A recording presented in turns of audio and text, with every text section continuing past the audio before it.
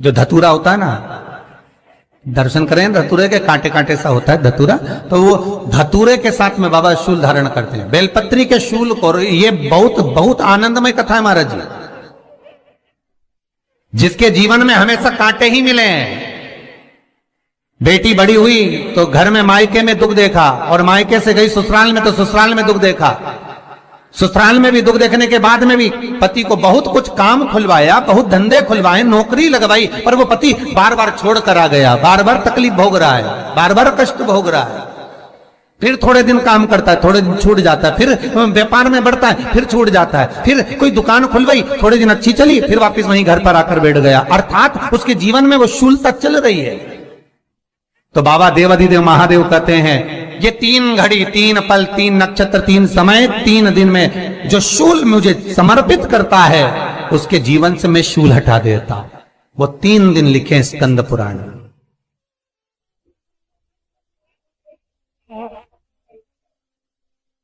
महाराज बैसाख महीने में जो प्रदोष आती है, बैसाख के महीने में बहुत ध्यान से सुनना भाई, जो अपनी जिंदगी से बहुत तंग आ गए हो, परेशान हो गए हो, कष्टमय जीवन जी रहे हो, बहुत दुखी हो गए हो, उनके लिए ये स्कंद पुराण का चरित्र फिर मिले ना मिले, आप प्रेम से सुन लो भाव से। पहला, बैसाख महीने की प्रदोष, चाहे वो शनिचरी प्रदोष हो, चाहे रविवार की हो, सोमवार की हो, मंगल की हो, बुधवार की हो, गुरुवार की हो, शुक्रवार की हो, शनिवार की हो, कोई भी वार की हो, पर बैसाख महीने की प्रदोष, प्रदोष काल में शाम का समय सूर्य डूब रहा हो, बस डूबा ही हो, और उस समय पर सूर्य के डूबन के तुरंत बाद बाबा को धतूरे के साथ में बेलपत्री ना चढ़ाते हुए बेलपत्री के वृक्ष के 7 कांटे बाबा के शिवलिंग पर समर्पित करे जाते हैं महाराज, अपनी जिंदगी में अड़चनों को हटाने के लिए। फिर आप जिस व्यापार में उतरे, जिस व्यवसाय में उतरे, जिस नौकरी में उतरे, आप दिल से करें, आपको तरक्की मिलेगी। आप हार नहीं सकते, नीचे नहीं आ सकते, उन्नति पर ही चढ़ेंगे। एक वैशाख मास की प्रदोष, दूसरा शिवरात्रि के दिन मध्याह्न का समय। महाराज जो बड़ी शिवरात्रि होती है माघ की, बड़ी शिवरात्रि के अंतर्गत मध्याह्न का समय, दोपहर के ठीक 12 बजे,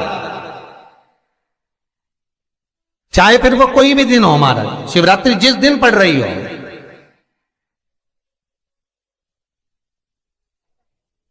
उस दिन भी धतूरे के साथ बाबा को 7 कांटे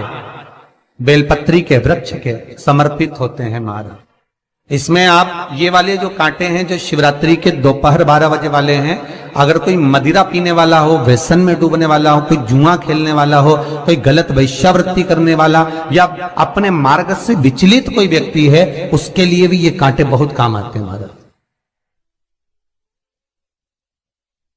दूसरा, पार्वती तेरे द्वारा तेरे नयन अश्रु से जो प्रगटा हुआ बेल का वृक्ष है, द्वितीय शूल मैं वहां धारण करता हूं, तृतीय शूल, तीसरा शूल जो वर्णन करा गया महाराज, भगवान श्रावण के महीने में जो भी दूसरा सोमवार पड़े, जो भी पड़े, श्रावण के महीने का जो दूसरा सोमवार होता है, उस दूसरे सोमवार में रात्रि के समय पर, अर्थात शास्त्र अब घड़ी और पल का स्मरण करेंगे तो रात्रि के बजेंगे 10 से 12 बजे मारे, 10 से 12 के बीच में धतूरे के साथ बाबा को शूल समर्पित होता है महाराज। ये भी हमारी बाधाओं को, हमारी तकलीफों को, व्यापार व्यवसाय के लिए, नौकरी सर्विस के लिए, बहुत सारे एग्जाम में आप बैठ लिए, गवर्नमेंट एग्जाम के लिए बैठ लिए, नहीं हो रहा, ये 3 बार मेरे शंकर को बेलपत्री के वृक्ष के शूल समर्पित होते हैं, उसका आनंद पाना और उससे अपने को सुख प्राप्त करना।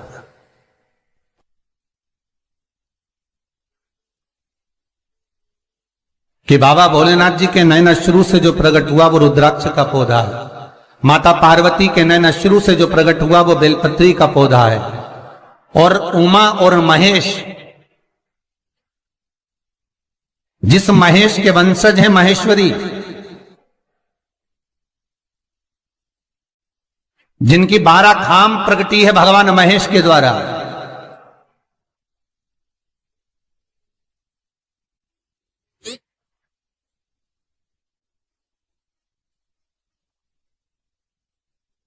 वो महेश और उमा और महेश का जो चरित्र है कि उमा और महेश का जब प्रागट्य हुआ, उमा और महेश जब दोनों आनंद में विभोर होकर जब चलते हैं और दोनों के बैठने से तप मुद्रा से जो पौधा उत्पन्न होता है वो शमी का पौधा है।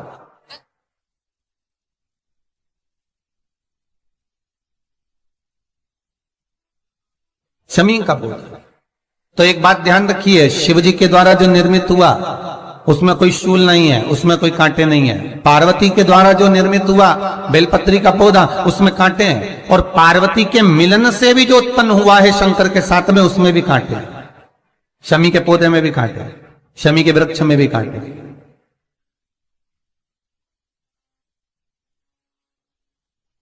तो पार्वती जी स्कंद पुराण में एक प्रश्न कर रही हैं भोलेनाथ जी से कि प्रभु मुझे ये बताओ कि